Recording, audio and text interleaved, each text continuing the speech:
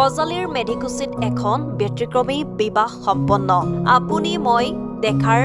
বিপৰীতে নহয় বৰঞ্চ দুডাল গছৰ মাজত সম্পন্ন হয় এই বিবাহখনত দৰা কইনা হল বটগছ আৰু আহত গছ আয়তীসকলে উৰুলি বিয়ানাম গাই আনন্দিত হৈ পৰিছে বিবাহখনত পুৱাৰে পৰা সচৰাচৰ হৈ থকা বিবাহৰ নিচিনাকৈ অনুষ্ঠিত কৰিছে গছৰ বিয়াখনো দুয়োডাল গছৰ ২৭ বছৰ বয়সত ৰাইজৰ আগত সাক্ষী কৰি সম্পন্ন হয় এই বিবাহখন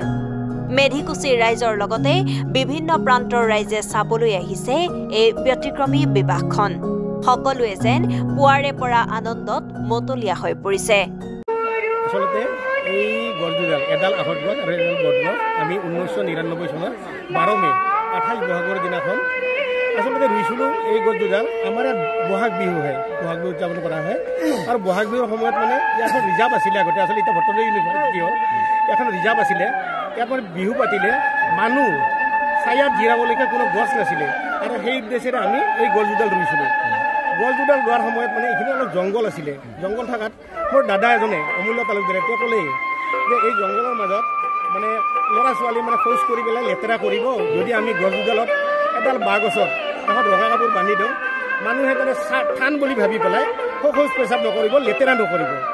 কিন্তু আমি নাজানিছিলোঁ যে এডাল আহত গছ এডাল বট গছক একেলগে ৰুই যদি বাঁহ গছ এডালত যদি ৰঙা কাপোৰ বান্ধি যদি পুতি দিয়া হয়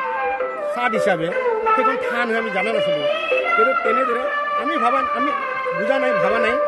ওপৰলৈ নিশ্চয় আহিছে থান হিচাপে আমাৰ ইয়াতে থান হিচাপে জন্ম লৈছে আৰু তেতিয়াৰ পৰা আমি থান বুলি মানি পেলাই প্ৰতি বছৰৰ বহাগৰ 28 তাৰিখে বৰ্ষপূৰ্তি হিচাপে পালন কৰি আহি আছোঁ এইদৰে আহি গছজোপাৰ এতিয়া আজি 27 বছৰত ভৰি দিছে বহুতৰ পৰা শুনিলোঁ মানুহে কয় যে দুডাল গছত যদি প্ৰকৃতিৰ কাৰণে গছডাল একেলগে যদি মানে গজি পেলাই ডাঙৰ দীঘল হয় সেইটো প্ৰকৃতিৰ ধান কিন্তু আমি মানুহে দুডাল গছৰ দুই ঠাইৰ পৰা এডাল আহত গছ এডাল বট গছৰ দুই ঠাইৰ পৰা আনি পেলাই লগ কৰিছোঁ আৰু এইভাগে লগ কৰিলে হেনো প্ৰাপ্তবয়স্ক বয়সত সিহঁতৰ বিয়া পাতি দিব লাগে যেনেকৈ আমাৰ মানুহৰ বিয়া পাতি দিব লাগে ঠিক তেনেদৰে গছৰো বিয়া পাতি দিব লাগে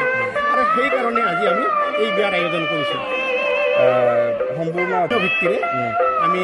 বহুতৰ পৰা পৰামৰ্শ লৈছোঁ পুৰোহিতৰ পৰামৰ্শ লৈছোঁ লৈ পেলাই